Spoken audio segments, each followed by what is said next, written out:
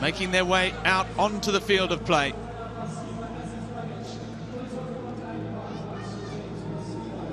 Special day, as always, for the young mascots. Get their chance to rub shoulders with the stars, and perhaps there's a few future A-League stars amongst them as well. Well, these two sides are both undefeated in their last 5 outings, and they're both eyeing off second place on the ladder if they can get a win this evening. Aurelio Vidmar, well, he's getting down to the bare bones. Andreas Kuhn, the latest to add their name to the injury list. That's 9 regular first-team players missing through injury. So the one change from the 2-0 win over the Wellington Phoenix is an enforced one, and it's a first ever A-League appearance for 17-year-old Lawrence Wong, who joined the football school at just 12 years of age in 2019, and here he is now making his debut. Scorers against the Knicks, Harry Politides and Nathaniel Atkinson are both there, as is Aryan Suleimani, looking to break his duck.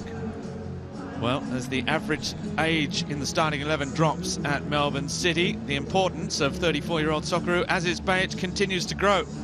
He recently played his 100th match in the A-League for Melbourne City, and he is leading by example up and down that left flank. Fiercely competitive player. Well, for John Aloisi's side, they're playing their 3rd game in 8 days and are just back from that trip to Perth, where they recorded that late 3-2 victory. 2 changes from the starting 11 from HBF Park. Hiroshi Ibasuki comes in for Noah Botic, and Michael Roos replaces Rami Najari. Charbel Shamoun and Abel Wallerty, who are missing in Perth, are missing again today. And there's no Jordan Lawton, the hero from Perth, after he picked up a 2nd yellow card for taking his shirt off, celebrating that last-minute bicycle kick. Former Melbourne City players Matthew Sutton and Ben Garuccio are both present. And there is Tate Russell. Well, since injury to Perth's David Williams, Tate Russell is the only active Indigenous footballer in the A-League this season. He got his first goal for Western United against Perth. He will soon bring up his century of A-League matches. He has 6 goals. The first came for the Western Sydney Wanderers against Melbourne City. Aurelio Vidmar, he has a 100% win record in his coaching career against Western United, all 3 matches last season. His next best records are against Perth and Brisbane, and there is John Aloisi, who of course coached Melbourne Heart between 2012 and 2014. We are underway in Amy Park, your summer of football, bringing together 2 of the form sides in the competition. Western United, Andy Harper, are looking for a record in their short history. 5th win in the row. A win for either side will propel them up to 2nd on the ladder, and we can expect plenty of goals in this one. Sure can. Really happy to see the progress of Western United. Not a lot expected of them, I guess, except internally. And they've played some good football for a couple of years, but without results. And now they're getting some results with the good football. Scoring goals changes everything, doesn't it? Especially spectacular overheads to win it with the last kick of a game in the West. Melbourne City building a case. The big story around them, of course, is the huge injury toll. Huge injury toll. I just wonder sometimes what is going on behind closed doors. Look at that array of talent enjoying the sunshine. I'm sure they'd rather be playing football. That hopefully will come soon for more rather than less of them. Should be a good afternoon, this one. Jamie Young is also back on the bench this afternoon after missing that victory over Phoenix last time out due to personal reasons. He did say rather tongue-in-cheek that he was the missing piece to that injured first 11 that was sitting in the stands last weekend. And he is back on the bench, and if he was to play, it would certainly boost that average age stat, as he will turn 40 this year in 2025. There is Tate Russell with an early touch. It was he that got that crucial equaliser, the foul by the youngster Lawrence Wong. one of the first players to come through the football schools, which is pre-academy, and then all through the academy. He is Melbourne City through and through. We wish him well on his debut. There's the clubs aren't, and the academies aren't old enough to have many of these types of players, but a lot of the reporting about players coming through this academy or that academy, actually more credit should be given to the grassroots clubs and NPL clubs who have them oftentimes till their late teenage years, etc. But for Wong, we have a case study in the modern template, I guess, Robbie. Cradle to grave, or cradle till the career starts at least. There's not many that go the whole distance. Let's see what happens with... Well, we hope not. Yeah. Here's Ugarkovic with Talbot. All outside. The cross is cleared by Dylan Leonard. Another one of the youngsters cutting their teeth in the A-League this season and doing a pretty good job of it as well. Agree with that. He's been excellent. He really has made that position his own. James Donachie, who cannot take an injury break, cooling his heels. It took Tamaki Imai a long time to get game ready. Talbot outside again. Suleimani is in the middle. It's with Mazzeo. Another to have come through the ranks at City. Wong able to turn. He's filling those Andreas Kuhn boots today. Kuhn, who has 5 assists, he managed to provide the first for Politidis against the Phoenix before going off injured. The club announcing he'll be out for 6 to 8 weeks as well. It's a huge... Well, I'm sure they're asking the question internally, Melbourne City.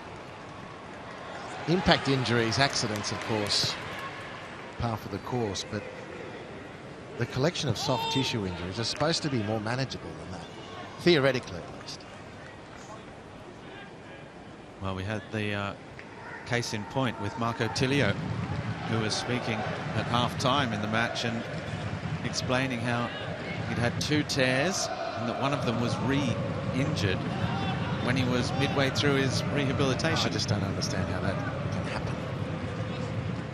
But it has, and it's given youngsters a chance, and Melbourne City's table position is very healthy when you consider the injury rate. I just don't think it's meant to be that way.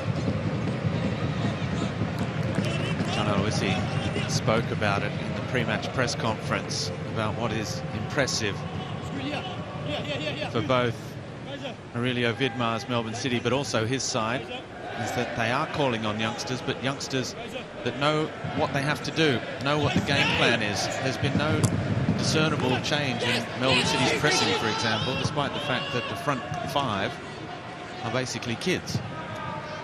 Again, well, if you refer to the local NPLs, you can certainly just speak on the New South Wales side of things, watching it most weekends. All the kids are pressing, all the teams. It's helter-skelter stuff out there on a weekend, so not a huge general adaptation required, because that one part of the game at a development level is being ticked off. Of course, there's more nuance to it, but the mechanics, the basic mechanics and the language is second nature to the kids coming through now. We've already seen Lawrence Wong with a couple of nice little touches in the middle of the park. It's not an easy role to fill, that number 10. Politidis. Here he is again. It's a nice return ball from Wong for Politidis. The early cross. Not enough numbers in the box for City on that occasion.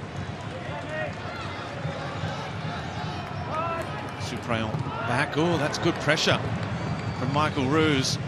Now he is one that will just run through a wall for you. I think he met that wall just then, because, I don't know, 50-50 or even 51-49 at that point against. You would expect the Roos to have burst away with the ball. Near thing for Melbourne City, that.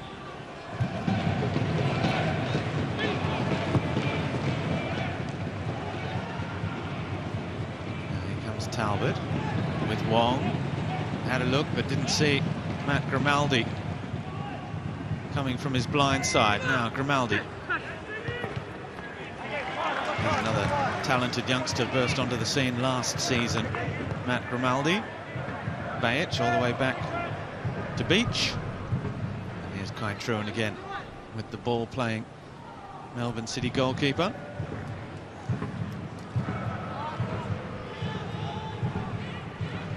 With Kai Truan. Ibasuki looking to close down space. Truan just spotting a little opening.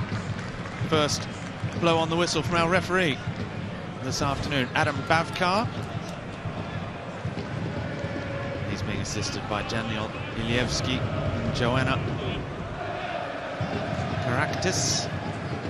So is Adam Bavkar. 7.5 minutes without testing the P. That's got to be some sort of record from the ref. Well done. You could have probably let play go then. To really put your name in lights. He's refereed Melbourne City once before, Western United 3 times before. Neither side has ever won with him as ref, so perhaps that will change, at least for one of them this afternoon.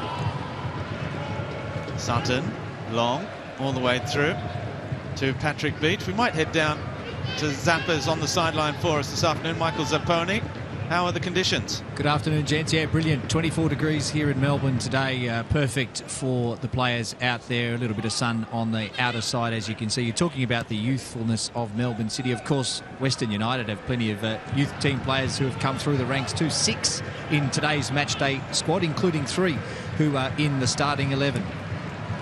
And on the front foot. Thank you for that, Zappers. Yes. They have had to change their policy somewhat after winning the grand final against Melbourne City in 2022. This is nice football. It's another nice pass from Wong for Atkinson. Atkinson for Wong again. Now Politidis back for Wong. Nice touch onto the left foot. Cleared. Talbot looking to drive it back in. Nice football from City.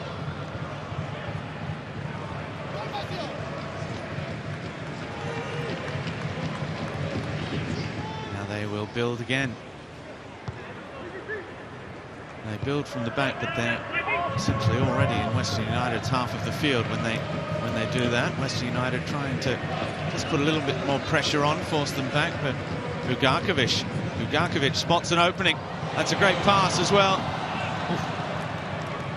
Body on the line stuff there from Lawrence Wong as he tried to nod that ball. It was quite dangerous.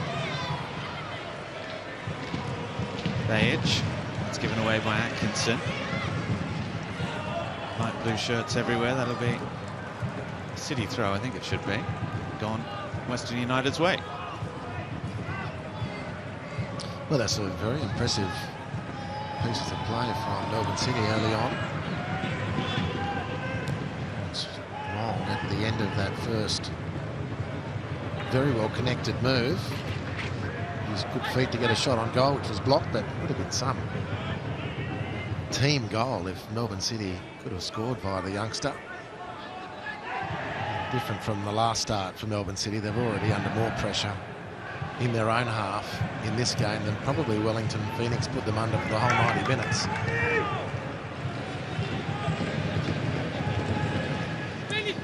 Leonard with Garuccio. He's had a stop-start season with injury, returned to the starting 11 in Perth and backs up again today, the veteran wearing the captain's armband.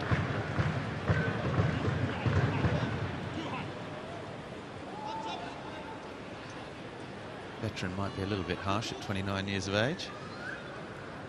Former Melbourne City player as well, started out his pro career with Melbourne City, the Adelaide youngster. Here is Politidis. The cross in. Suleimani trying to make a nuisance of himself, but nobody following up just behind. Suprayon with the big header forward. Wong can't control.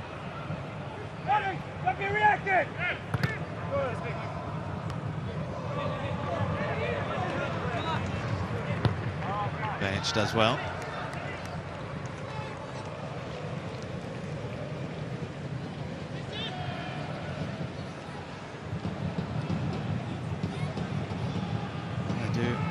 play with 12 outfield players when Patrick Beach comes forward here.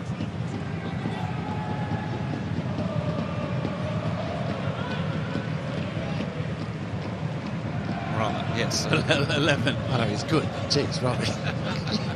He's no Lionel Messi.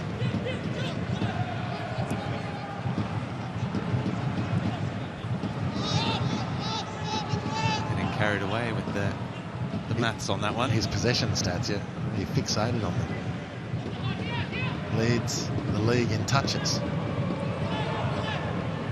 which makes him twice the player.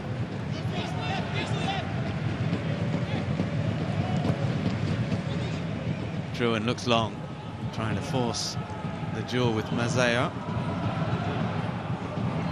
He's done well to react quickly there, Ben Mazeo. The cross isn't bad either, claimed by Matt Sutton. Yeah, it's a very good positive play from Ben Mazeo, back from his injury. Muscling Bozanovsky out of the way, and it was a tasty little effort into the penalty area. Oh, that's given away very cheaply. And somehow Matt Sutton has made amends to deny the youngster Lawrence Wong a goal on debut with a spectacular save. Well, he has made a good save, but Wong might have taken another touch, had a bit more time. It's very easy to say that. Youngster on debut, I mean, you can imagine his eyes became the size of basketballs at that point. Thought, how good's this? Might have been able to just take a touch away and closer to goal and nailed the chance. That was the mistake by Bozanovsky, the heavy touch, and it's Wong who delivers to the back post, and Sutton was backpedaling. The crowd thought perhaps we were heading for an Olympico. It's a vote of confidence as well to give the 17-year-old debutant the dead ball responsibilities.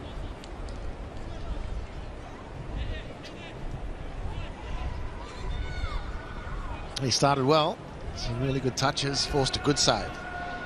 Even if he might have had a more definitive chance on goal, with just maybe a little millisecond more consideration, he still forced a very, very good save. But started very, very well. It's been a pretty competitive start too. Neither team can rest in possession, which is oftentimes an ingredient to a very competitive game. Western United have been able to ambush the City midfield on 2 or 3 occasions and break away, and most recently we've seen the impact of Melbourne City's energy, which put that great chance on for Lawrence Wong. Yeah, John Aloisi asking for his defence to stand a little bit higher.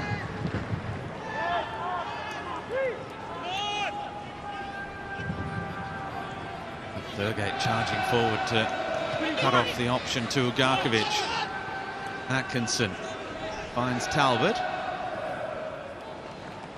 Well defended again by Thurgate, who's been outstanding this season in the middle of the park. Yeah, and tonight in 15 minutes, I mean, he's often the furthest forward midfielder. And when the play breaks, in this case for Melbourne City, he's the most deep-lying Western midfielder. He just covers enormous territory and does so very effectively, Thurgate. There's another good steal. Bozanovsky has done well. He just couldn't thread it through to Michael Roos, who was looking to run off the shoulder. Bajic takes over. There's a collision there with Roos. Free kick goes City's way.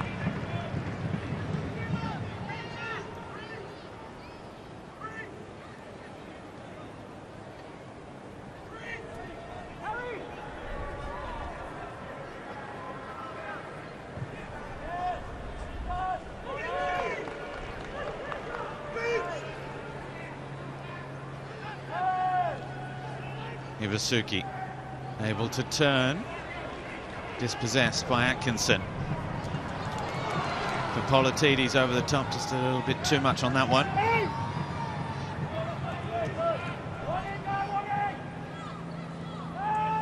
Back to MI. Grimaldi with Russell. Thurgate. Closed down by Suleimani. Releases Tate Russell down the right-hand side. He looks up and crosses towards Roos. Bugarkovic's header. Thurgate there again.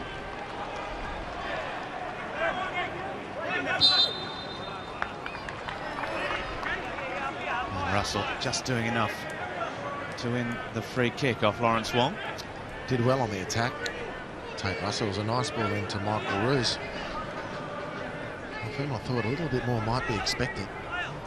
Protected that ball as it came into the penalty area a lot more effectively. Michael Roos is a big lump.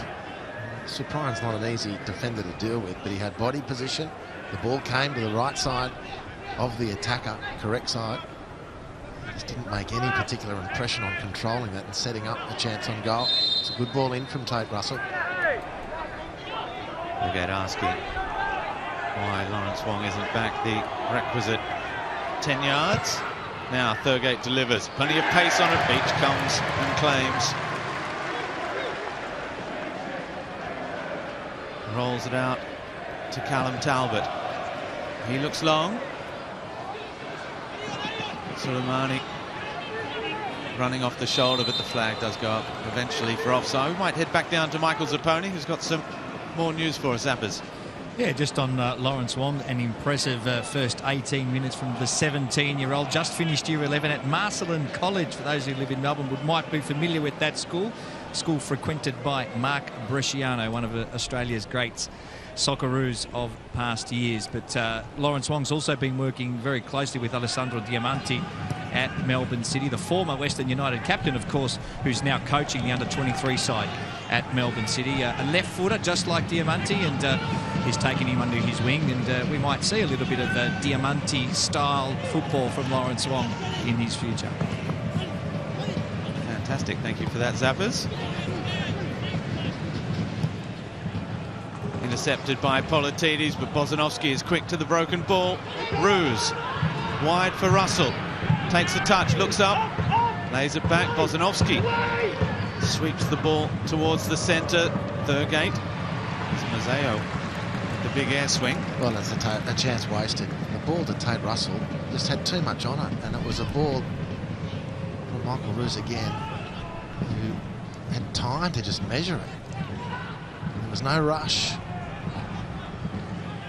It just sent Tate Russell wider than it should have, certainly wider than he needed, and the attack lost its steam. The attacking statistics so far in favour of the home side, although the first match between these two this season was a Western United home game. It was also played here at Amy Park.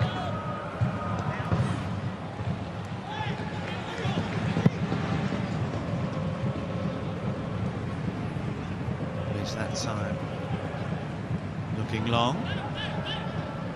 Dylan Leonard with Garuccio.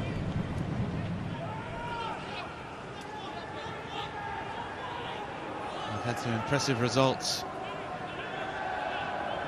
recently. Western United on their way to that 4 consecutive victories. One over the top for Garuccio to chase, and Kai Truan conceded the corner. He's not happy with himself either. They've gone 4 wins twice before, Western United, and it was in the same season, the one in which they went on to win the league. So it gives you some idea of the form that they are in at the moment. They had that big win over Auckland away. They had the 7-goal thriller against Sydney, and then the last 2 matches against struggling Brisbane, they needed an Ibusuki penalty for a 1-0 win, and then those last second heroics to get across the line away to Perth. So a bit of a mixed bag, but at the end of the day, 4 wins from 4. Thurgate keeps it alive. Dylan Leonard with Bozanovski. He's got his first goal this season. Grimaldi has got a real eye for goal. Ibusuki's ball. He just couldn't get a touch, and Thurgate was lurking behind. Great save in the end from Patrick Beach. Now Suleimani for Mazzeo. He is quick and full of running. He's done well, got there, the cutback. Russell clears only as far as Suleimani again, and he blasts over. Well, good football at either end. I agree, Robbie. It was a wonderful save from Beach, as he had to anticipate. Here it comes. Beautiful little ball in from Grimaldi. So Beach has to expect that Ibusuki might get a touch. That's what he's planning on. And then adjust really quickly to intercept before Thurgate gets the ball. And then Ben Mazzeo just lights the afterburners to retrieve that, keep the pressure on. The chance on goal was wayward. And that attack after the ball in from Grimaldi, the result of that excellent save from Beach, and Melbourne City's sweep upfield. Chances at both ends. Good start from both teams. Ruse managed to keep that in play, only just, with Kai Truan. He did well, didn't he? That was a tough one. And now, because of his perseverance, Michael Ruse has made a great situation here. Danzaki towards Ibusuki, back post, Grimaldi. A little touch, but he turned into trouble. Russell wins it back. That was a great piece of work from Michael Ruse. Put on the first opportunity, and because Western United have kept the ball, they're coming for a second. All because of that effort.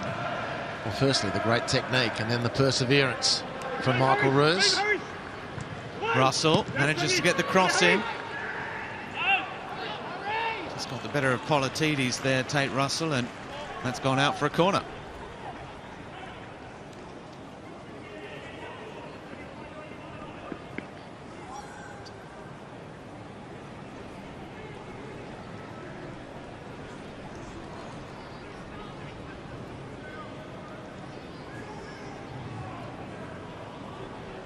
Western United have scored 3 goals from corners this season. It's not bad for a side whose Achilles heel last year was conceding goal after goal from corners and rarely troubling the opposition.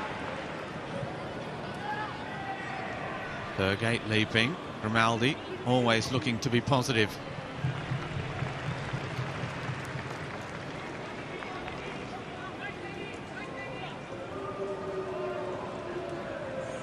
Both these coaches rightly receiving plenty of plaudits at the moment for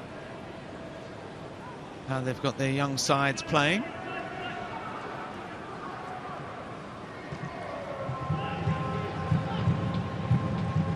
Long's header and falls to Garuccio. From one left back to the other, from one captain to the other. Garuccio to Bajic. No, Garkovic. Thurgate, the little touchdown. Oh, Danzaki just rushed things a little bit.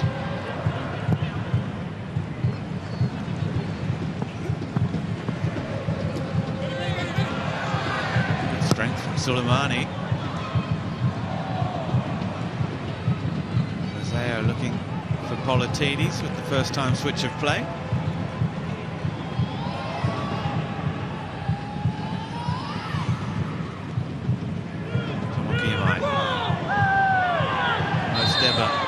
Appearance maker for Western United, Tomoki Yamai.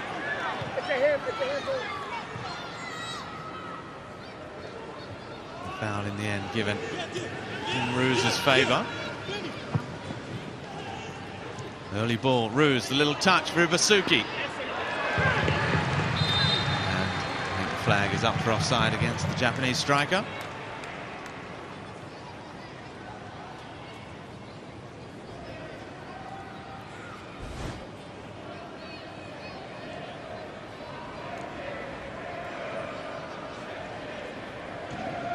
Ibusuki, who is the top scorer this season with 5 goals for Western United.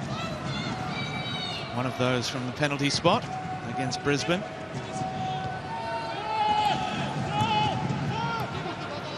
It's given away cheaply. Ugarkovic, oh, that's a dangerous challenge from Bozanovski. Wong. Little touch back with Ugarkovic. Albert comes all the way out. The referee just having a word in the ear of Reece Bozanovski. Bajic. Atkinson. Clever back heel for Politidis. He makes space for the cross. Soleimani just couldn't attack it though. Dylan Leonard had front position. There's been a clash of heads there. Grimaldi did ever so well to get the header. There's Bajic, who's down holding the side of his face. The rest of the players will take this opportunity to get a drink. Nathaniel Atkinson spoke post-game after scoring on the weekend against Wellington. Beautiful goal. About the newness of the position he's been asked to play, and he started this game terrifically. He's had a couple of beautiful passes. And that goal, as we'd hoped, would help boost his confidence for that new role for the sake of the team. Showing some good versatility here is Nathaniel Atkinson.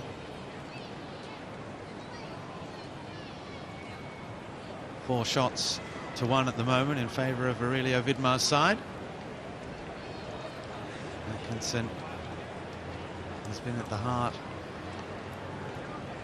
of a lot of that.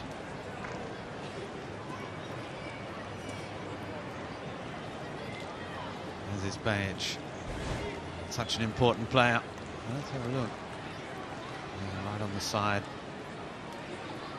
Almost on the temple. Looks like they were just checking his ears there. Maybe a pressure point.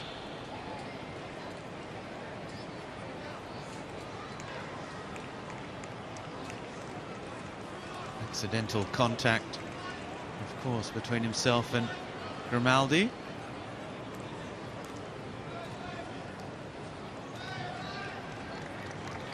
Fourth official, Lachlan Keevers, just making sure that Aziz Bajic is all okay before he can rejoin. He'll have to wait for the central referee to invite him back onto the field.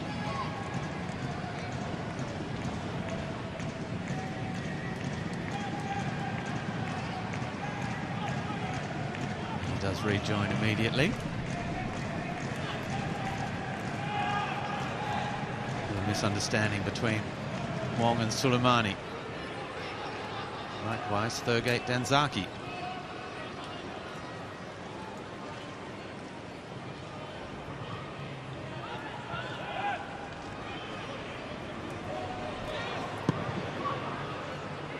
Beach goes long and he finds the head of Tate Russell. First time ball back for Grimaldi. Imai with Russell, able to look up, can't get it past the control tower, Samuel Cyprian. At that front post, here he is again, the French defender. On towards Soleimani, wrestling with Leonard, no way through. Now Wong with Politidis. Goes again, the pass just a little bit under hit, but between them, Thurgate and Bozanovsky have conceded the corner. Well, it was Thurgate. His unsure touch on halfway gave Melbourne City the opportunity to break away. Thurgate then, as he does so often, recovering the ground, conceding the corner, which Western will do well to defend. Totally apt, Robbie, that you cite their woeful corner defence last season. This one's in, and it's a header off the post. The follow-up is in, and they have conceded from the corner. Harry Politidis. Well, he got his first ever A-League goal just 4 days ago against Wellington Phoenix, and he's backed up now with his second. He probably will have to wait a long time before he gets an easier one than that. Off the post, and just about no one to beat to head it home. Harvey Norman replay shows Harry Politidis surrounded by 4 green and black shirts, but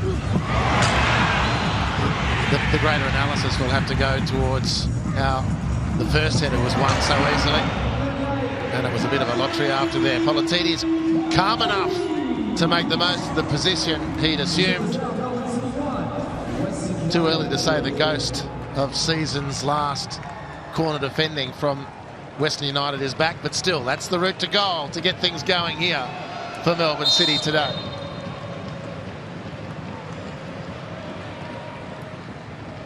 Melbourne City open the scoring for the 9th time this season. Only MacArthur can say as much.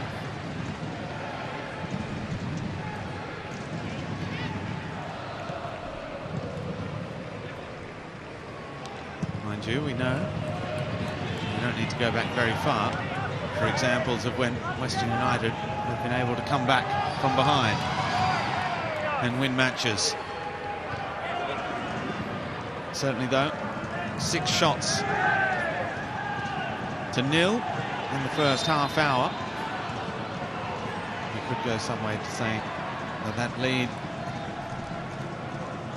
is justified. I think most watching would also say, well, no shots on target for Western United is more a function of bad last pass options rather than no promising options at all. And here come Melbourne City on the break. With numbers forward as well. Ugarkovic outside. The cross back post. Politidis cuts it back towards Suleimani. Wong is in there. Western United managed to get it clear.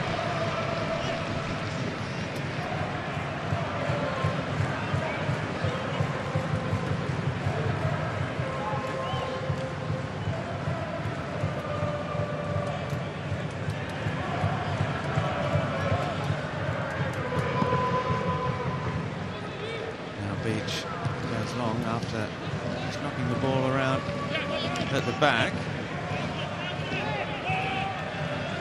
little bit lucky to get away with the throw in there. Politidis keeping it alive. That's great athleticism. Suleimani didn't have much of an idea where it was, which is sort of understandable. Difficult angle for him to adjust. Really fast counter-attack that was from Melbourne City. They've full thrusters on today when they're breaking upfield. The home team.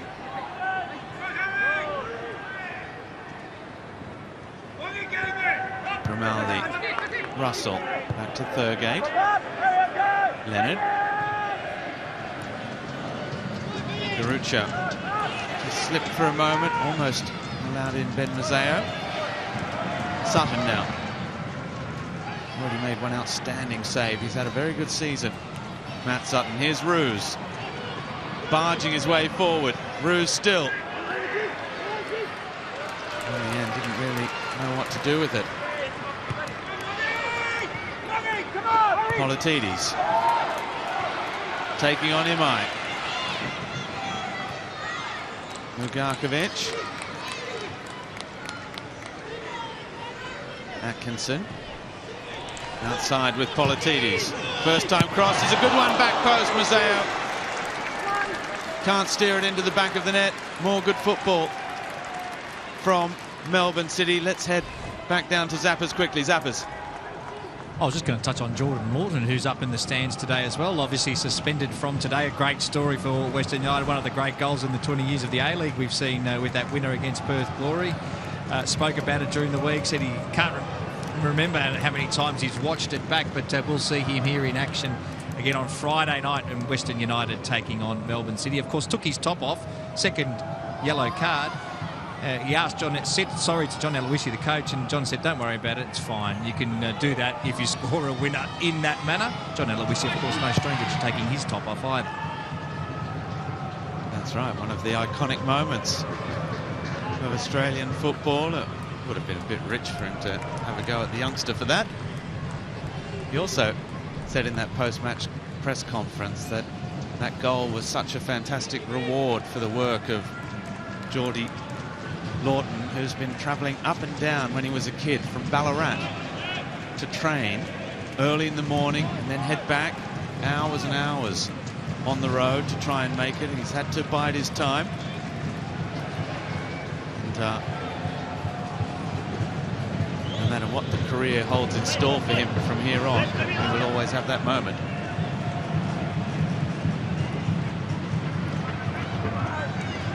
Beach. Nice feet from Wong, but also very good defence from Russell.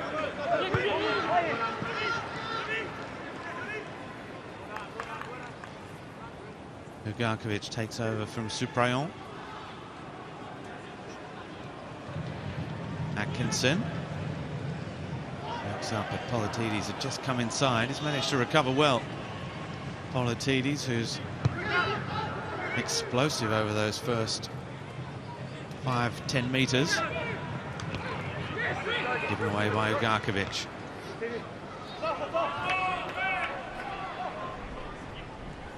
Throw goes Weston's way. Danzaki. Again, Suprayon charging forward now. Now there's space for Danzaki. Ibasuki. Now he's been fouled on the edge of the area after forcing the ball wide, and this is a very dangerous free kick for Western United. Well, Grucho's got the hand up. I don't know if the captain needs to call dibs on things, doesn't he? Doesn't he just save it? No, but it was good. Direct attack. Danzaki linking with Ibasuki's taken quite a heavy knock in that challenge from Nathaniel Atkinson. Thurgate stands over the ball. Create some confusion, the aim is. Well, Michael Roos is trying to create confusion there as well. It's haven't seen that one very often.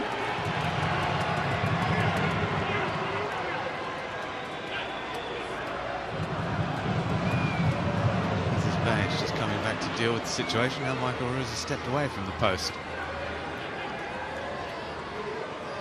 Well, now Garucho can hit a free kick.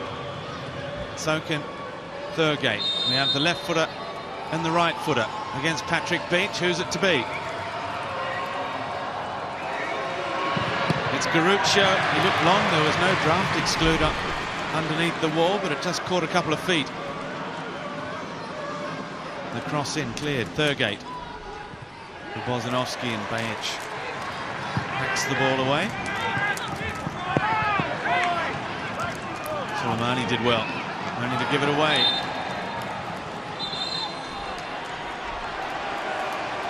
Thurgate wanting to have words with Wong. Ugarkovic very quick to protect the debutant. Coming for everywhere for a bit of push and shove.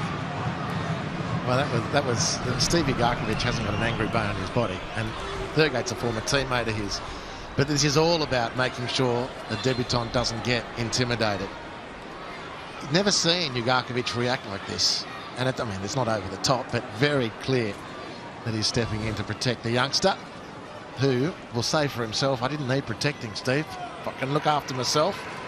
It's a yellow card it didn't need, and I'm not quite sure what Thurgate did to attract the wrath of the referee.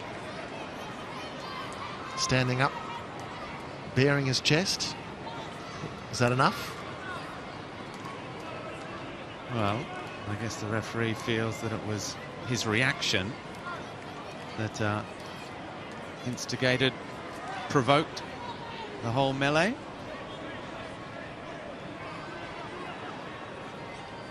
Young Lawrence Wong looked quite bemused by the whole situation. Just trying to win the ball. Ibasuki. The header, Thurgate, Ibasuki again, little touch for Roos. And Suprayon not taking any chances. It's, Michael Roos, again, just the touch not quite what he was after, but he looked to make something of the second opportunity.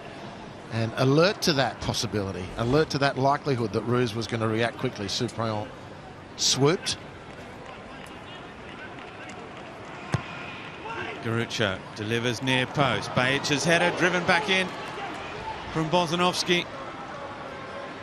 Now Russell. Oh, he stepped on the ball. Almost got caught, he's recovered well. Still going, Tate Russell. Little touch, Isuzu. Now Thurgate with Garucha.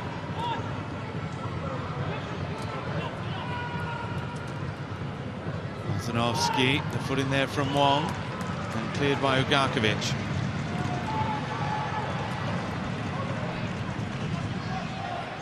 Imai doing well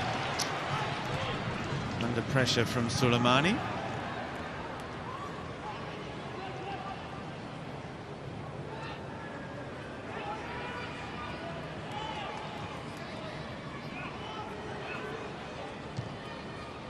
Imai.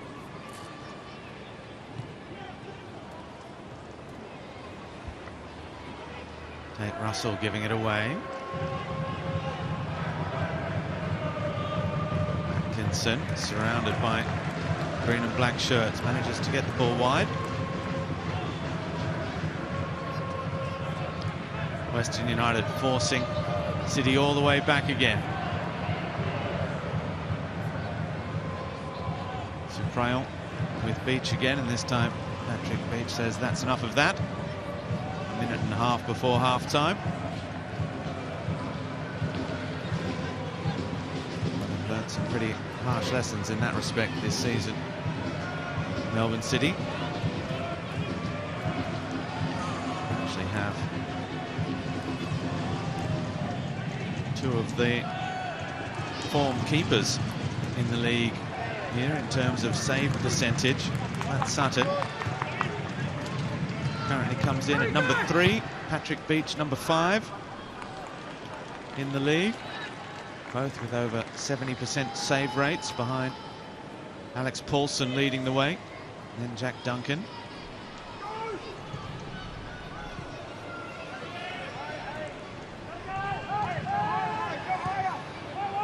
Here is Sutton. Made a series of remarkable saves, 9 in total, I think, from that match against Sydney. Danzaki again just caught in two minds. Mazzeo looking to accelerate, does so. Mazzeo, it's a great run, and the ball almost buried, nestled inside that bottom right-hand corner. That's a beautiful bit of work from Ben Mazzeo. And just look, Western as though they're tiring a bit towards the end of this first half, as Mazzeo cuts inside and angles that shot.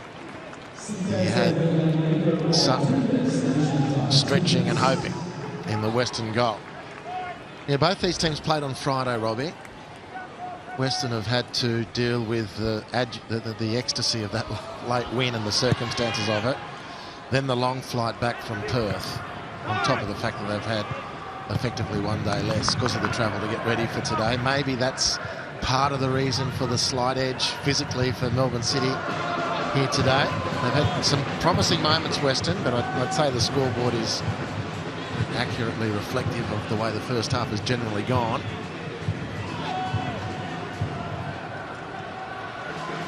Thurgate, Grimaldi, fantastic save, Beach. Ibusuki still there, hooks it back. Thurgate saved again by Patrick Beach, and that is also a bit of the difference between the two sides in this first half. The flag has gone up eventually. Shaw against 2. Ibusuki. Yep. So the first save legit. Game dies at this point because Ibusuki's offside, but Patrick Beach doesn't know that, nor does Angus to play on as far as they're concerned. That's a great save. It's a good height for the keeper, but he still had to move well, as he did then. It was fading away, that first time shot from Grimaldi inside the post. Oh, just underlining what we're saying, Patrick Beach also has 4 clean sheets to his name this season. Only Alex Paulson has more. In fact, City are one of the sides that have the better defensive records in the league. 10 goals conceded. They've been joined by Melbourne Victory recently. Only Auckland with 8 goals conceded better. And they're the side that concede the fewest shots on target. in the league as well, but they did there, and Beach had the answer.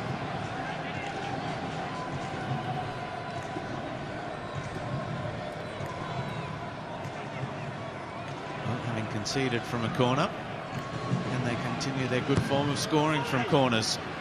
Towards Isuzu. That ball was allowed to travel a long way, all the way, in fact. Bozanovski now. He gets it back in. And Supriant, that was an important header because Isuzu was right behind him, waiting to pounce. Melbourne City survive one last little scare and head to the break in front, courtesy of Harry Politides. Second goal in as many games for the young left-back playing on the left wing this season due to the number of injury problems that Melbourne City have encountered. But it's his goal, a free header after Ugarkovic's header had come back off the post, that separates the two sides. At the break, Melbourne City 1, Western United 0.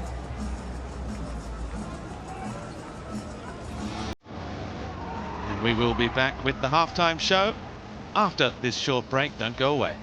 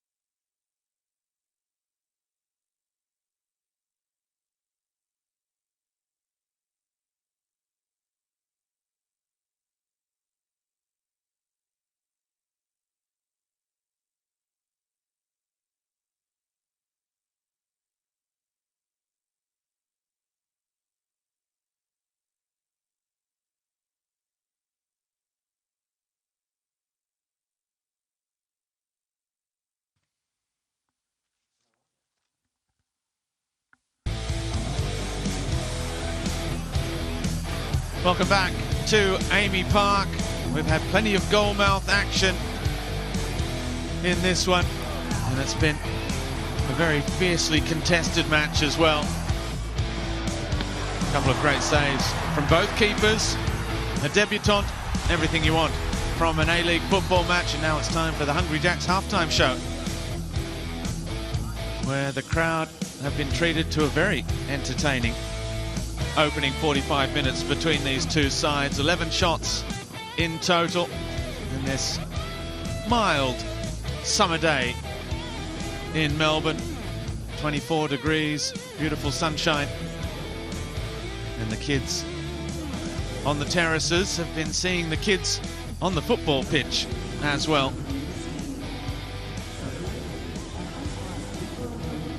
Never far a Melbourne Victory fan at Amy Park. Well, let's have a look. Andy Harper at the Harvey Norman highlights, and in the end it was this moment that was the difference. Well, rising very highly was Ben Mazzeo. His game otherwise gone without reward, but he did very well. He's had a good game. So too Politidis, the youngsters. Plenty of youngsters on show here. The moment that separates the teams. Melbourne City had more efforts on goal directly, but Patrick Beach up the other end of the field has had to pull off a couple of decent saves for Melbourne City. It's been a very good first half.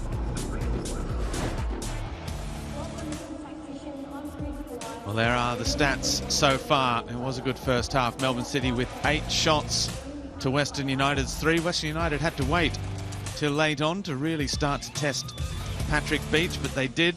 Early on, Lawrence Wong was close to a goal in the opening minutes of his debut, denied by Matt Sutton, who was excellent.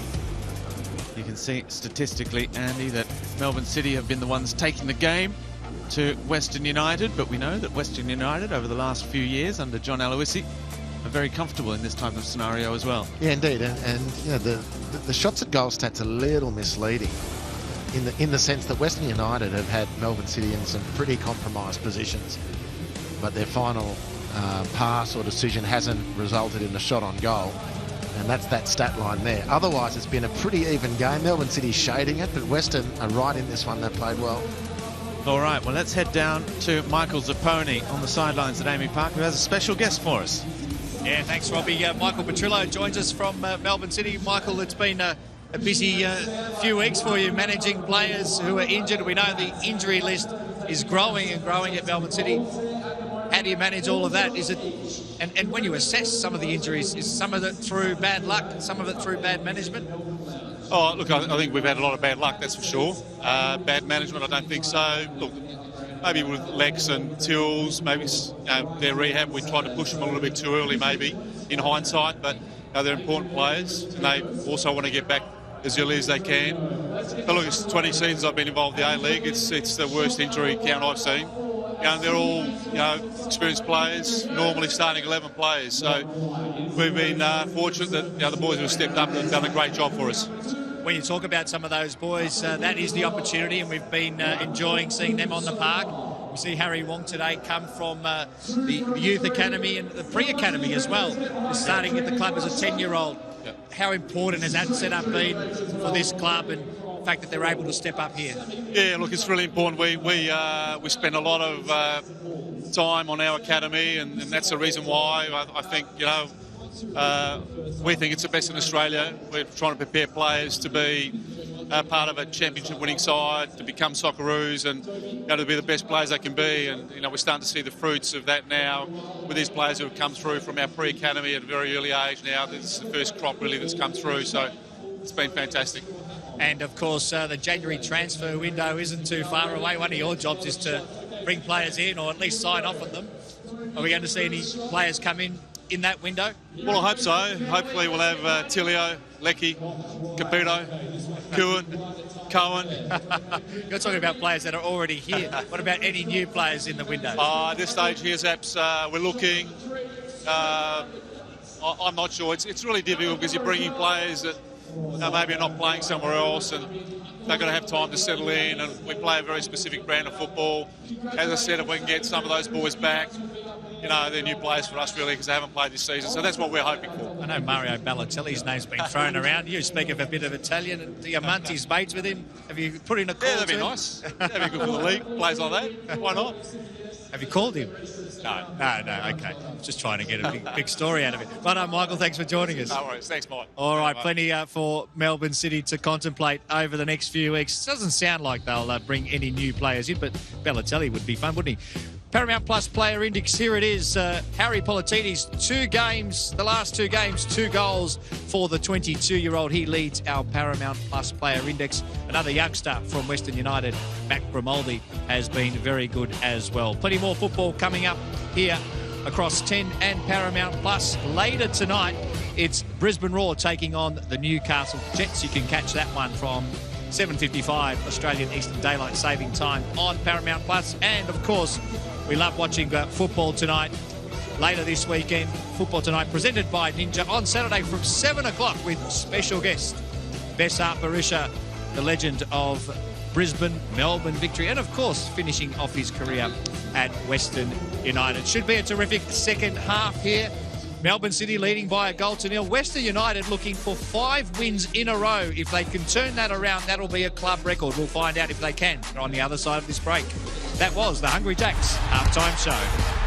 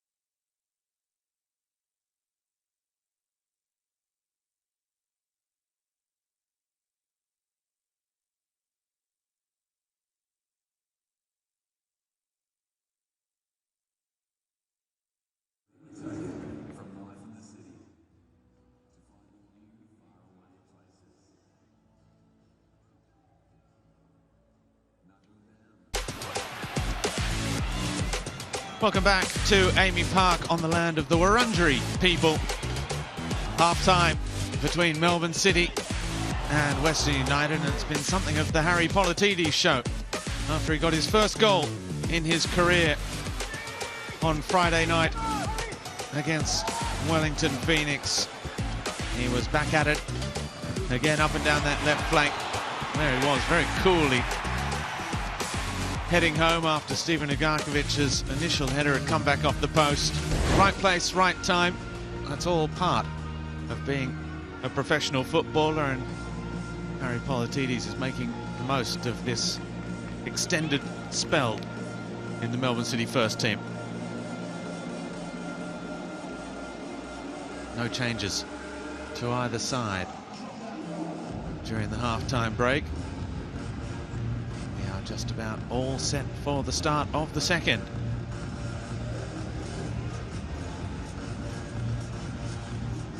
Western United, the away side in green and black, looking for that 5th consecutive victory in the A-League. It would be a club record, having gone 4 straight wins for the 3rd time in their short history, Andy Harper. But to do that, they'll have to provide more than they did in the first half, because it's City leading, and deservedly so, at the break. And sitting second in the comp as things stand now. With a huge second half, Western United can be sitting second, but they're going to have to score quite a few to do that, just not the 2 at this stage to get over the top of Melbourne City. But they were serviceable, more than in the first half. And Thurgate was great again. The man on the ground for City was excellent, Nathaniel Atkinson. A really good first half from both teams, but City, as you suggest, edged it. Thurgate's got to be careful. He's sitting on that yellow card. He dived in. He was quick to apologise as well, because he knew he'd caught Nathaniel Atkinson there. Yes, any win for Melbourne City would send them into second place. For Western United, they need to win by 3 goals. There is Jimmy Jego with his Achilles problem as well there, alongside the other injured players. Matt Leckie was there, Andrew Nabu. We saw Jonathan Cohen earlier as well. Well, after squaring up to each other, the Lawrence Wong incident, both getting a yellow card, I think this was a better candidate for a yellow card than let's have a look again here, because before. Atkinson seems to really be struggling a little bit. He's back to his feet and he's walking off, but it was certainly studs down the inside of that left shin. Fortunately for him, his leg was airborne. Not carrying any weight when Thurgate got to him.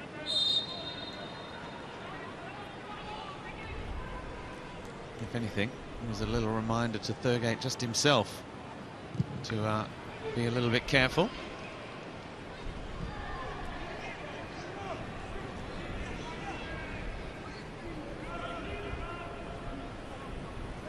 Garucha working his way up the touchline without getting the ball back in play. Now he looks long for Roos. Bajic only finds Thurgate.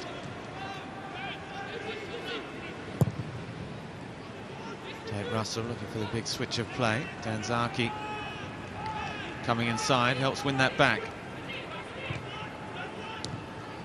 Grimaldi.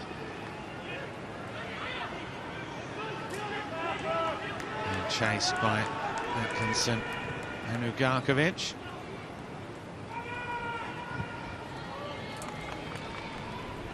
Nimai for Tate Russell again. No way forward down the right-hand side, so back they come.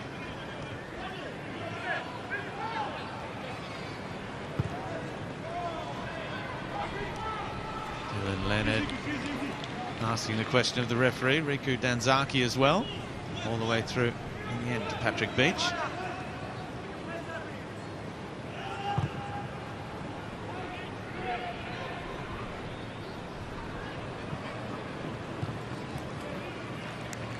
Being an attacking throw for Melbourne City down that left-hand side.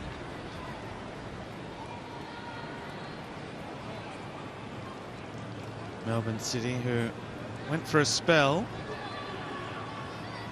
of matches unable to beat. Or was Lawrence Wong, who stayed down there holding his right calf. They went 4 wins and a draw between 2021 and 22 Western United, which saw them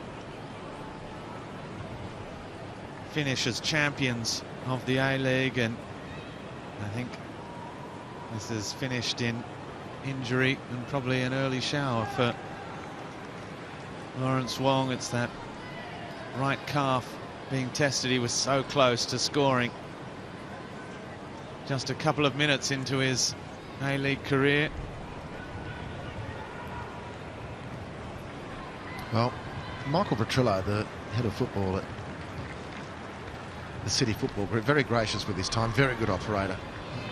He's been around the league since its inception, Adelaide and Melbourne City, but very candidly said to Michael Zapponi under heavy questioning that this is not an issue of management with these injuries, but if there's another player going down with a soft tissue strain, which looks the case, something must be going on. As Atkinson stings the palms of Sutton, and the follow-up from Mazzeo. That was spectacular, but otherwise orthodox save from Sutton. And again, it's Nathaniel Atkinson who's bounced back to his feet. Unless it's just cramp for Lawrence Wong, which is possible. Could be. I think he might have gone over onto the advertising hoardings and just tried to stretch out the calves a little bit as well. Could be that. It is a massive step up. Yeah, that's feasible, completely feasible. And he was also very active, full of running as Danzaki tries to rob Talbot.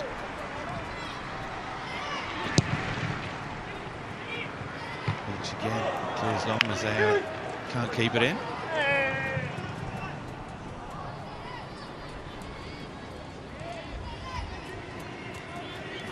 So Zane Schreiber is the player to replace Lawrence Wong, just an 18-year-old who came through, signed for Melbourne City from Sydney FC at the start of last season. He's been playing a lot of football this term as well. Good debut for Lawrence Wong. Congratulations to him. What a goal that would have been if he could have finished it off, both for he and the team. Lovely football. Schreiber gets another chance. He's been excellent in plugging gaps for Melbourne City this year.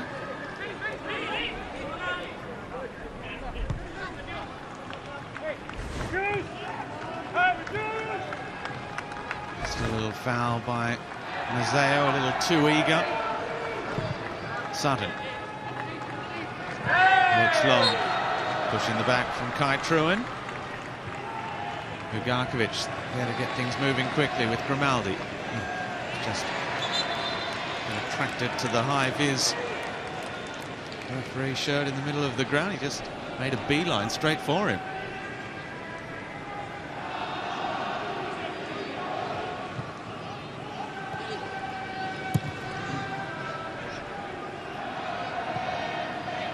Well, Robbie, news from the sideline, Michael Zapponi, who was sweating on another soft tissue injury for Melbourne City, so he could just plunge the dagger a little bit more with that questioning of his, can actually confirm Lawrence Wong is suffering cramp.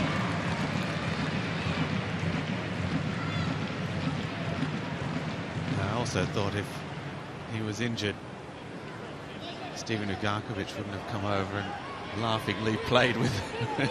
It would have been a little too painful to be squeezing a calf that had a bit of a strain or a tear.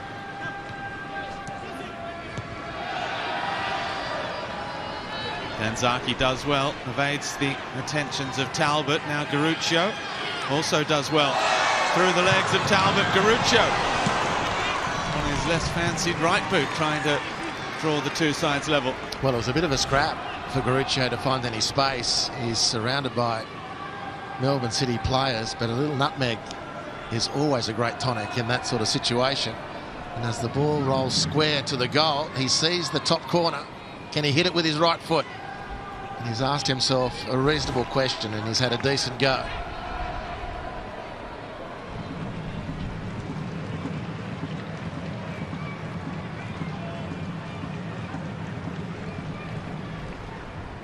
Ten minutes after the break.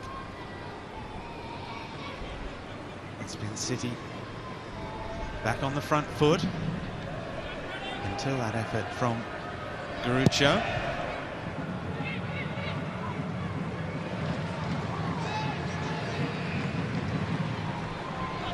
Burgate inviting Grimaldi forward. Truan. Ruse tries to make up ground. That's good effort from Ruse, who managed to force the turnover. Now Bozanovski spotted a bit of space down the right-hand side. He's quick, Bozanovski, the cross in. It was in between Ibasuki and Ruse and claimed by Beach. He's had a bit of a mixed day. Bozanovski, he's done some fantastic intercepting of Melbourne City possession in midfield, and he's given the ball away a couple of times himself. And at the moment then, to do something really telling. I mean, he's having a good time of it generally. He's a talented youngster. Bit of a mixed bag today for Reece, though.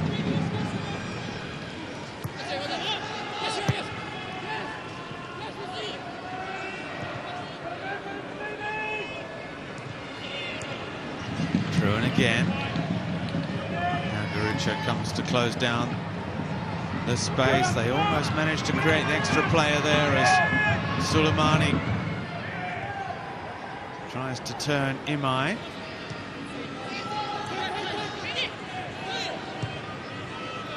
Russell with Leonard.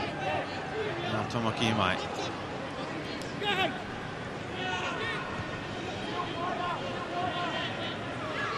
Sutton.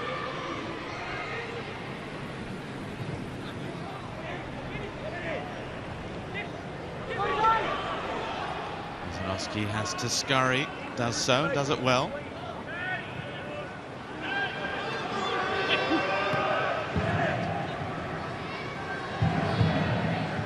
This time Imai comes long towards his compatriot Hiroshi Ibusuki.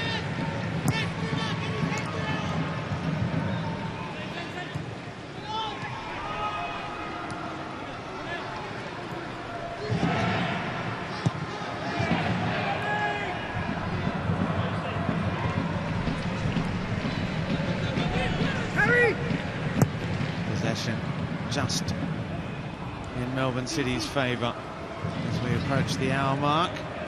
Expected goals very much in their favour, 1.3 against 0.3.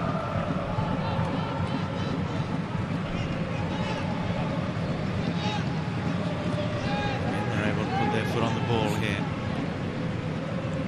Right, Patrick Beach into the equation.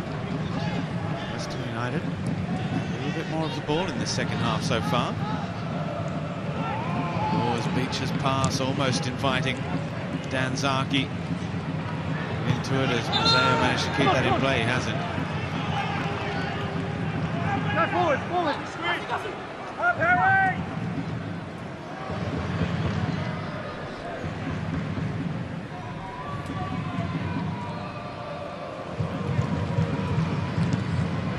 Russell just taking too long.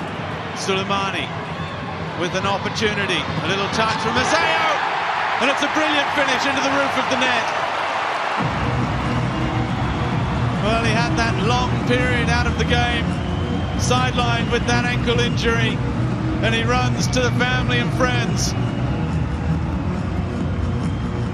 to celebrate his first goal since returning from that injury, his first of the season, and perhaps more importantly, Melbourne City's first of the night, second of the night. It's a great finish on the Harvey Norman replay from Ben Mazzeo, who deserves the goal. Set up nicely by Suleimani. Leonard can't make the interception, but the problems were at the start with Tate Russell. It's a really lazy giveaway. And Melbourne City have closed down the Western right fullback, pinched the ball. Mazzeo finishes it off with some aplomb, I should say. He's been very, very good today. Deserves that goal.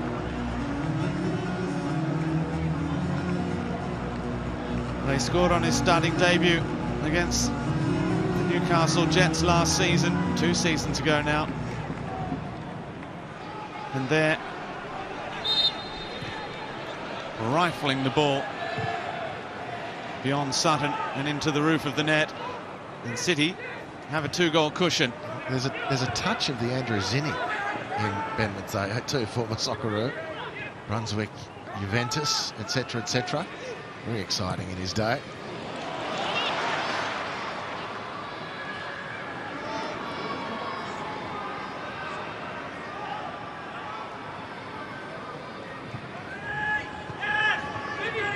Garuccio. Still the pressing comes. Soleimani. And Schreiber, who's playing in that slightly more advanced role. As that breaks for Grimaldi. Danzaki joining the attack. Grimaldi trying to turn inside. Great challenge from Bajic. Once and then twice, and Atkinson has earned the free kick. Now, if you had to pick one descriptor that separates the teams today so far after 60 minutes, Melbourne City have monstered Western United in the speed across the ground stat. Western have been finding it very difficult to break away from Melbourne City defenders, and they've been really quickly swamped when in possession. And I don't know if that's a normal situation or a function of the efforts in Perth and the travel, etc. You don't want to labour the point, but no, they've just been, in that department, a clear cut above today, Melbourne City. Well, there have been a number of passages of play where they just haven't been able to put their foot on the ball. And that's where it's been most clear. That's when this City side couldn't get that press right.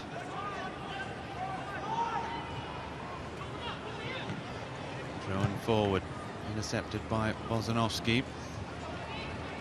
And Tate Russell, his header out of play. Safety first for Tate. He scored the equaliser in Perth in stoppage time. Hugely exciting moment for him and the team. And then the Lawton winner, which was just fairy tale stuff, but it's hard work from today. And they've been putting in plenty of hard work in recent weeks. Their output against Auckland a couple of weeks ago was just insane. They were so good and got the score they deserved against the league leaders. By comparison today, and they're really putting in a lot of effort, but just hasn't quite got the zip. Oh, Schreiber could find himself in trouble here. Upended Thurgate. It's a yellow card for Zane Schreiber.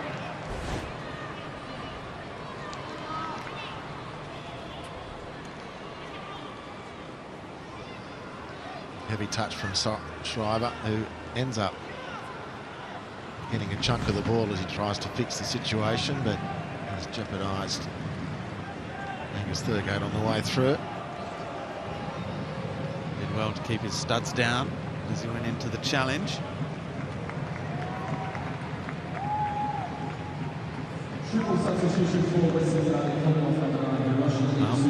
John Aloisi has decided it's time for a triple change.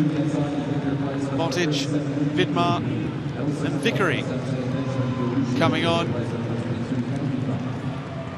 That's 2 of his 3 Japanese players coming off. Iwasuki, Danzaki and Ben Garuccio making way. Noah Botic knows where the back of the net is. His last goal came in that 4-0 victory over Auckland.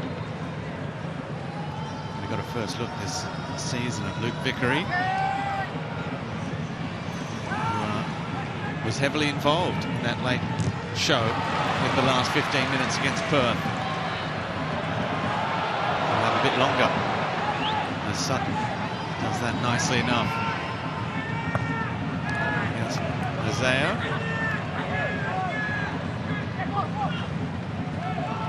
That's a good ball from Bozanovsky, finding Thurgate, who breaks down again.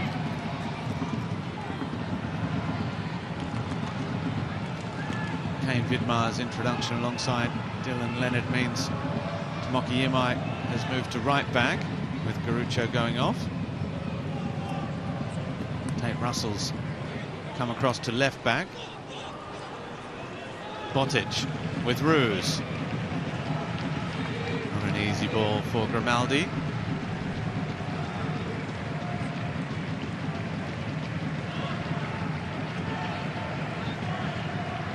Here's Russell, he's got Vickery outside him.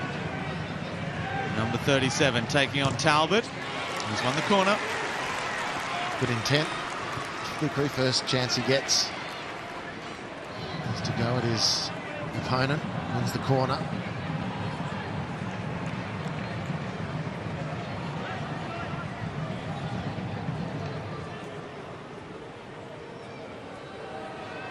And it will be Vickery with Western United's 5th corner of the contest to deliver near post, and it's going to be another corner as Kai Truen headed that behind, and by the looks of things with his nose.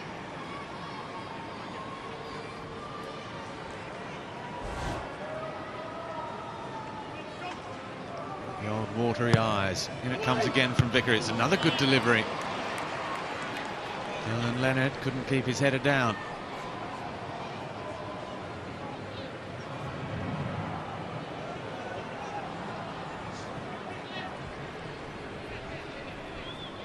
Vickery, just 19 years of age.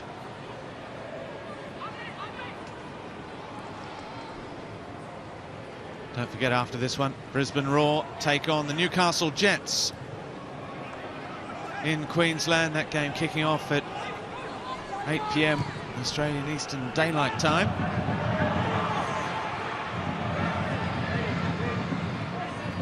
The summer daylight saving in the southern eastern seaboard, as it's all the way back to Sutton again.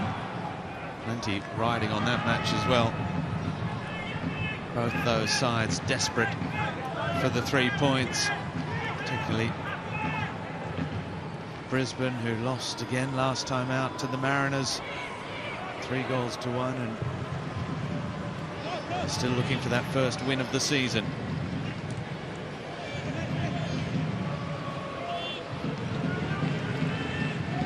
Bozanovsky.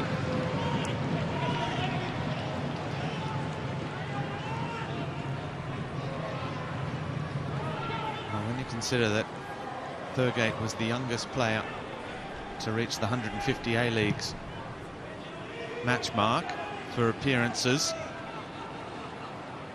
that he is basically the veteran out there, along with Tomoki Imai. Even Matt Sutton, the goalkeeper, is only 24. Most of the others are just teenagers. Schreiber looking for Suleimani. Dylan Leonard does well, finds Botic.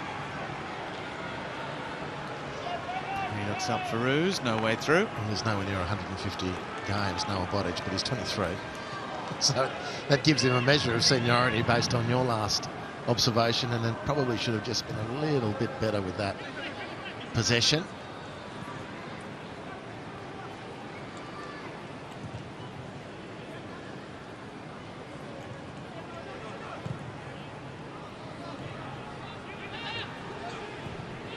Beach with Suprayon. Atkinson. Bajic. Schreiber able to turn. Good ball for Suleimani. Almost took it around Leonard. Mazeo again getting a foot in there on Thurgate. Nothing has come easy for Western United in their quest for that 5th consecutive victory. Suleimani's done well. Got the better of Bozanovsky. Now Atkinson. The cross, looking for Politidis. See what he was trying to do. Excellent idea. Great midfield play again from Atkinson. He's been really good. Wosanowski caught in possession. Just tried to get that ball curled around the retreating Western defenders, central defenders, with Myron Leonard. Quite make the pass that was needed, but it was great endeavour from Nathaniel Atkinson.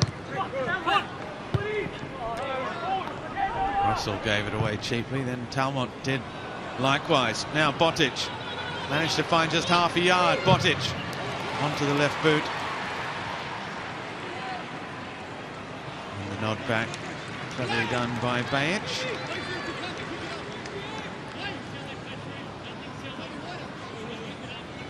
And that's what he likes, Noah Botic. That's those balls for him to race off the shoulder. He'd found a little half a yard of space as well. Hickory with the touch. Thurgate's been caught. Bukarkovic has just collected Michael Roos. Bukarkovic is on a yellow card as well. But as much as Stephen did commit the foul, it was a seriously heavy invitation from Michael Roos. Like, get around me if you can. But he is on that yellow. Needs to watch it. Bukarkovic. Vickery standing over the free kick. Delivers it in, the header by Kai Truen. We're inside the last 20 minutes at Amy Park. Bosanowski waiting for an option to present itself. It comes from Tate Russell, but that's a wasted pass in the end. Comfortably claimed by Beach, who releases Mazzeo quickly.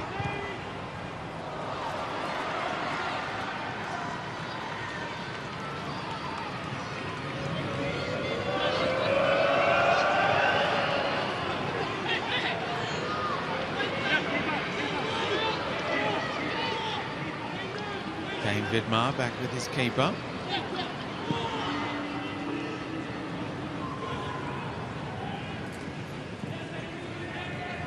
Vidmar, who scored his one and only A-League goal in his hometown against his hometown club, Adelaide United, earlier this season.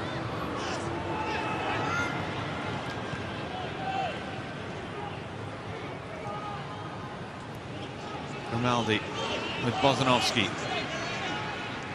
Imai.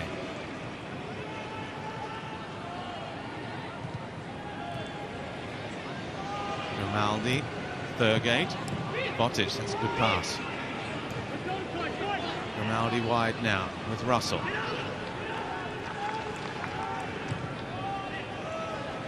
Dylan Leonard's pass is overhit.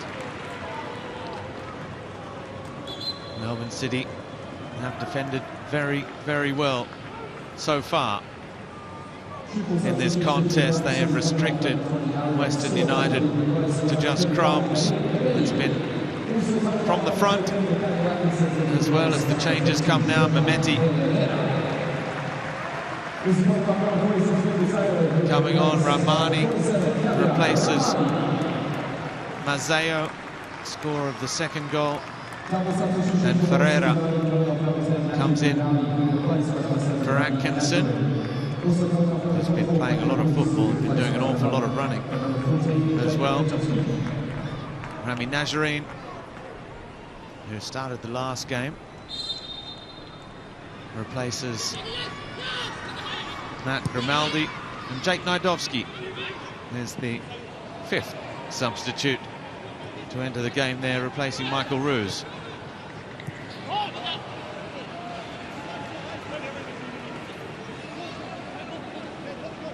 There is the number 14, another just 19 years of age. After his scholarship contract, before it was expired, he signed a 3-year pro contract with the club. He's made 4 appearances before today this season, as that's given away by Imai. Now Rahmani still shoots. He had Mehmeti ahead of him. And the youngster was looking for his first A-League goal. They just need to be a little sharper, certainly off the bench. This is an amazing opportunity and probably finishes the game. Quite sure what he was going to do with it. I don't think he was assisted by Mehmeti's movement either. It's come and gone, a chance for City, which I reckon would have sunk Western. 3-0, probably too far back from there.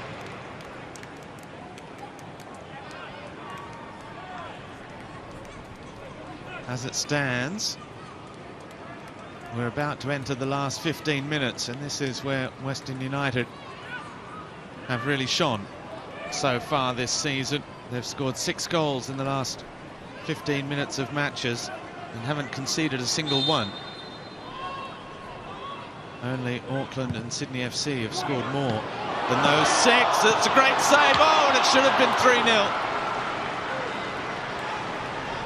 The defender just into the game, Ferreira.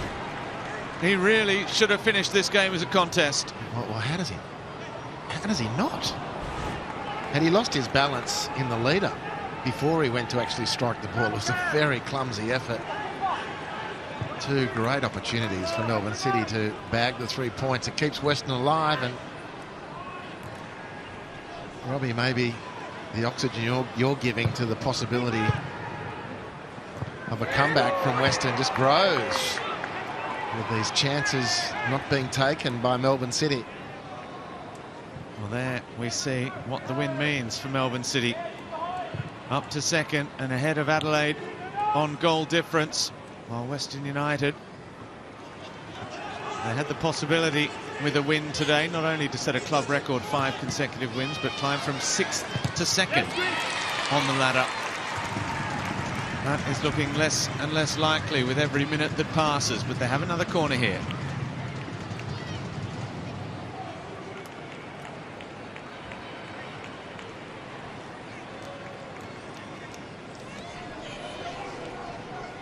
Vickery again. This way, back post, beyond everyone. And Ferreira able to allow that one to run out of play for the goal kick.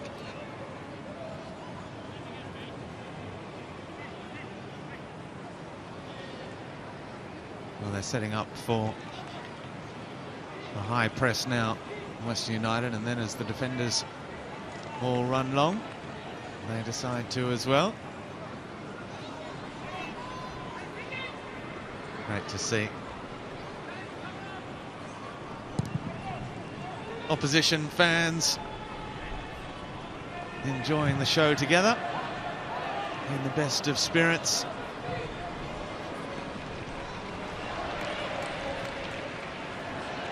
Bajic.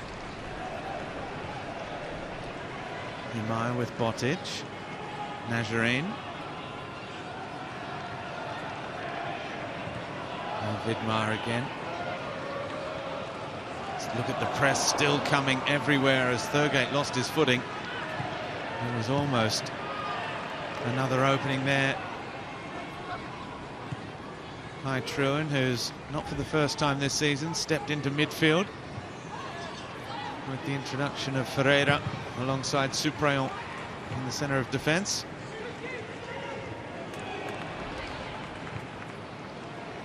Talbot putting himself about. Imai against Politides, forced back.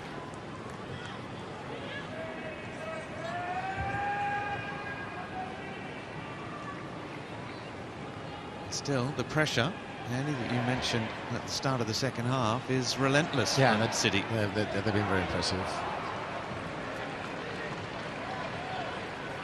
How many games they've got to go before this heavily congested period is done? But they're looking really strong at the moment.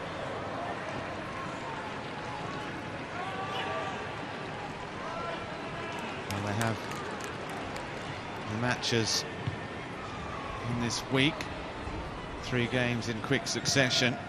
But next up for City, it's Saturday the 11th. So this Saturday at home to Brisbane, and then it's 1 game a week. Auckland away, MacArthur away, and Adelaide away into early February. So they're nearly there as the teams come out of this summer of football period. Very, very taxing. They've maintained, across the league generally, they've maintained good standards.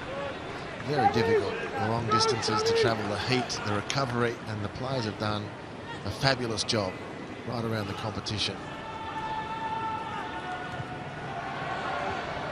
We've had some really entertaining matches, some entertaining finishes, and some brilliant goals as well, as Rahmani is fouled several times before the referee saw there was not going to be any advantage.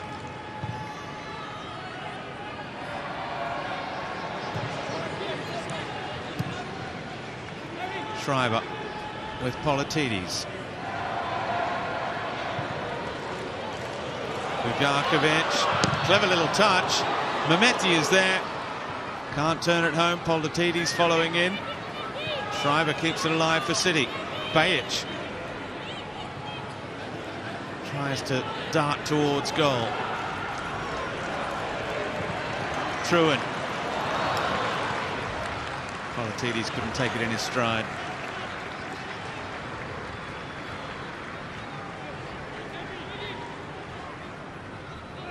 Truen, who played a lot of last season with Brisbane Roar in that number 6 role.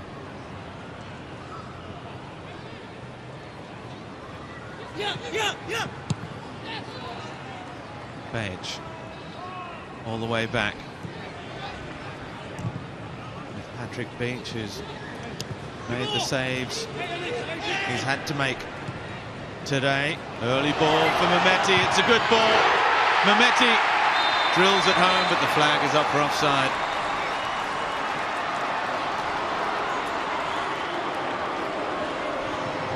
Interesting to see how close it is. Probably not if the assistants put their flag up, because it's gone in the goal. It gets the mandatory treatment in the studio with the VAR officials. They are checking. You see referee Adam Babcock saying, just wait. It looked off. You can hear the crowd asking for VAR to allow the goal. I think it might have been a little, it looks off, but well, it does look off. Nice finish. I think this one is going to be rubbed out. Confirmation from the referee.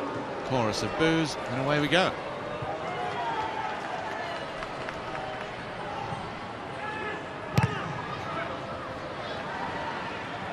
That's another stay of execution for Western, who stay in the match. But by my reckoning, including that offside, which was close, they've had 4 chances to finish this off. Melbourne City. None bigger than German Ferreira. Exactly.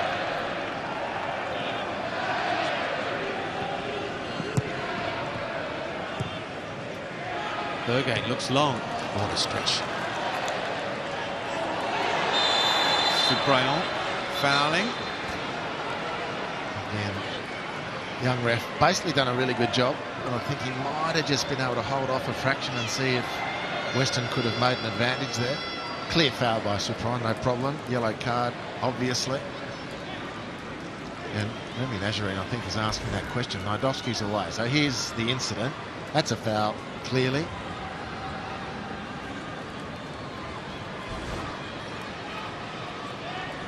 Noah Bonic, who was skipping away, and he would have fancied himself. He could have set with another touch. That range from goal.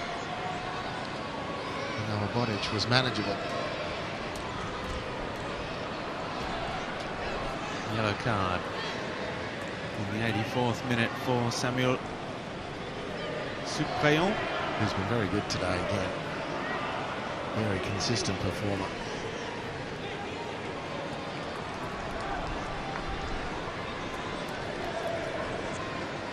a yellow card front. Stephen Ugarkovic only needs one more to trigger his automatic suspension. He picked up his 4th today. Playing by Beach.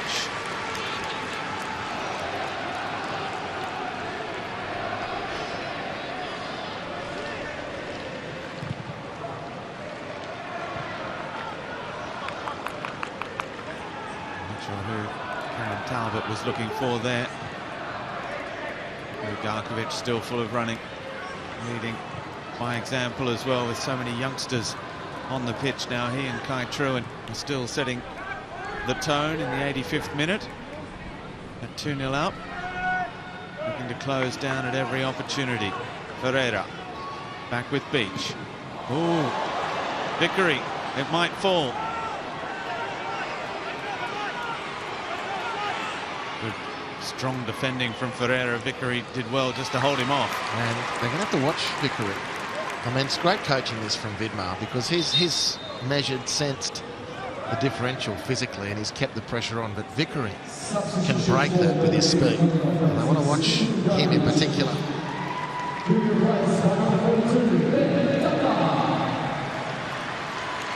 Tenth and final substitution in this one, barring any concussion substitutions, of course, which we don't wish for anyone. Benjamin Dunbar, the 18-year-old, comes off the bench for the 3rd time in his A-League career.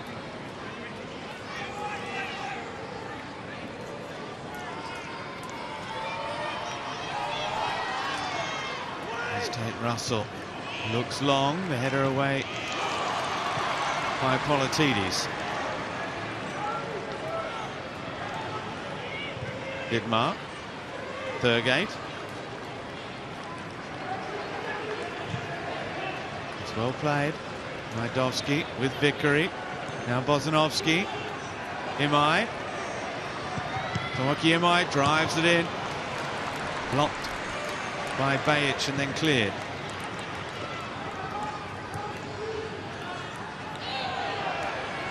Yeah, just a little foul by Politidis on Imai. You can see there's still plenty of urgency from Western United. They haven't given up on anything yet. Well, they weren't even in the game at Perth by this stage.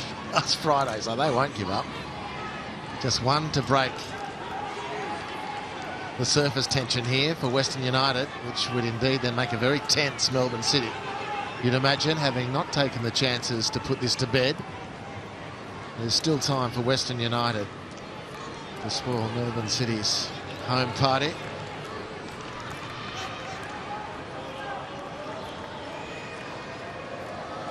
Home hadn't been a happy hunting ground either until that win over Wellington Phoenix. They had won one match at Amy Park, but that was away to Western United. Funnily enough, as Najdowski drives through, then goes down. He says penalty. Herman Ferreira says no. Good close control here, and getting inside the penalty area was the first challenge. That angle, there's a lot of legs in the way there. I'd like to see a reverse angle of that.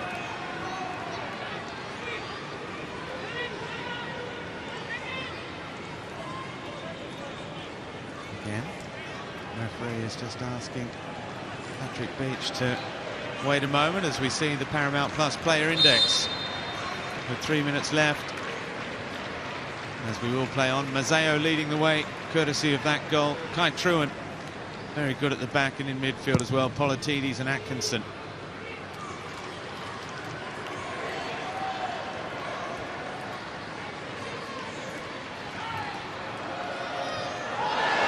Dunbar lunging in on Bozanovski. And again, they come, and this time it's Melbourne City looking to protect one of their own youngsters. Well, this will be a yellow card if the Thurgate one is any standard. Suprayon was not entirely clean here in that little melee. He reached in with his hand, from what I saw at least anyway. He still wants to keep going with Tomoki Imai.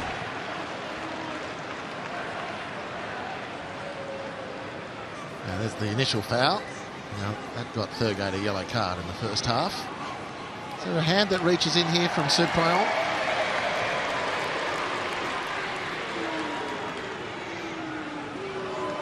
And here's the penalty. Well, that's the penalty claim from the youngster. Did Suprayon win that ball? Ferreira.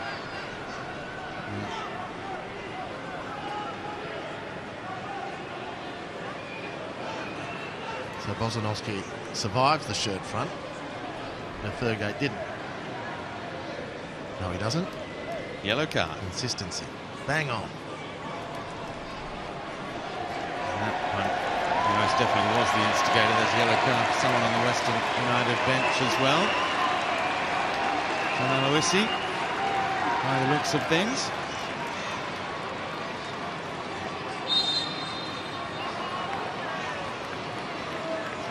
Disbelievingly at Lachlan Keevers as the fourth official says that we'll have 4 minutes of stoppage time.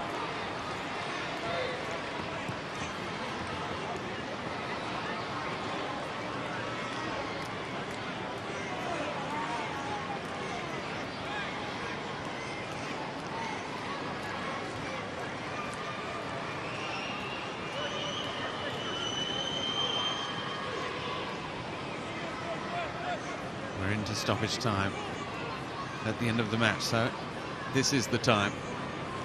If it's going to happen for Western United, they'll need a first very quickly and then a second in quick succession. And 2 in stoppage time was enough to win it in Perth. It's not going to be enough to win it here, but get them a share of the spoils. And extend the unbeaten run to 6 at the moment. And it's Melbourne City alone who are going to make it 6 matches without defeat. Just the 2 losses this season. The first Melbourne derby to Melbourne victory by 3-1, in which they were 3 goals down after just 25 minutes. And then Western Sydney Wanderers won here at Amy Park. A Milanovic penalty and a Antonsen goal off the bench for 2-0.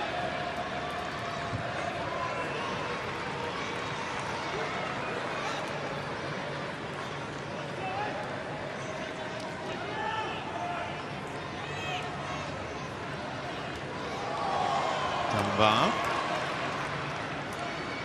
That's nicely done. Yeah, that's a great ball. Managing to pick out Nazarene, but it was going to have to be special to do something with it. Suprayon with Bajic. Schreiber. Politides. Thurgate still full of running, still everywhere for this Western United side, but a Western United side who have been second best this afternoon in Melbourne. Rahmani. Showed too much of that as Bozanovsky lunged in. Now Dunbar. Not fast enough to get there ahead of Dylan Leonard. Vickery. Bozanovsky looks long. It's a good ball in behind Bajic for Botic. That was the moment. It appreciates what a good chance it was, but it wasn't an easy one. He opts to go first time.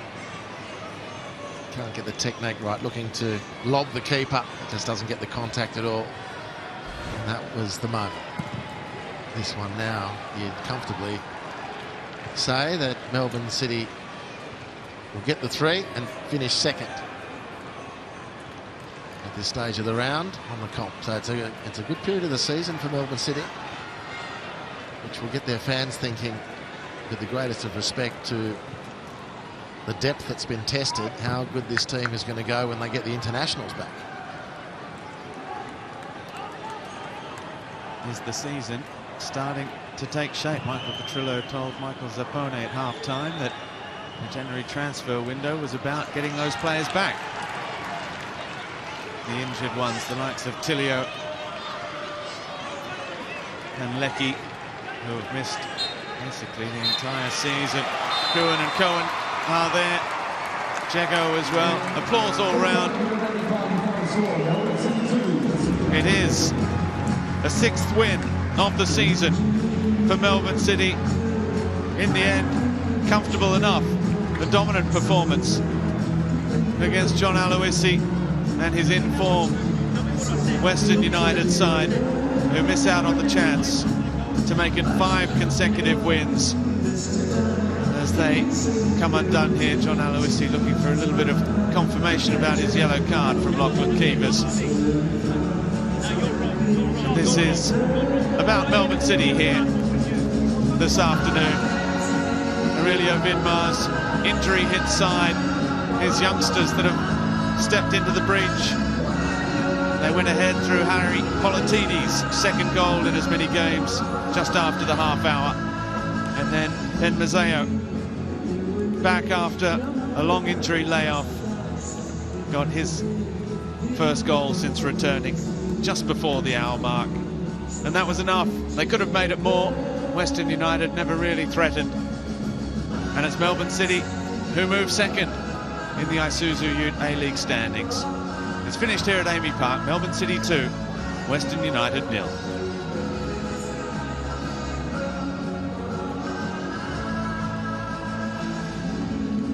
Well, let's have a look at the Tobin points then for this one. Nathaniel Atkinson picking up the 3. Ben Mazzeo, score of the 2nd goal, and everywhere across the front of the attack, along with his compere on the left-hand side, Harry Politidis, sharing the 2 and 1.